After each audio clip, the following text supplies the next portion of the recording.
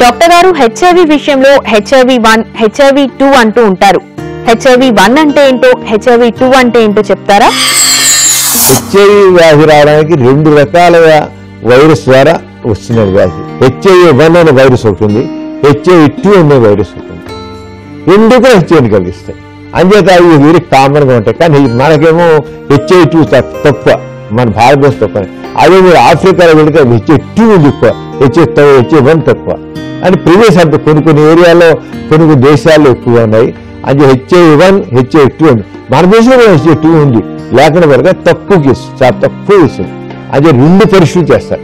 HIV-1కి test చేస్తారు, HIV-2 కూడా పరీక్ష చేస్తారు. పరీక్ష చేసి ఇవి ఉన్నాయా లేదా చూస్తారు. ఇవి ఉన్న మందుల ద్వారా ఒకటే, ఆ మందు వాడితే ఆ జబ్బు ఈ రోజుల్లో హెచ్ఐవి ఉన్న తెలియగానే మందులు మొదలెట్టాలి. Rule hard and fast. ఇది ఎప్పటి నుంచో WHO చెబుతోంది. ఇంకా మన భారతదేశంలో ఇంకా అంత ఇదిగా అమలు పరచట్లేదు.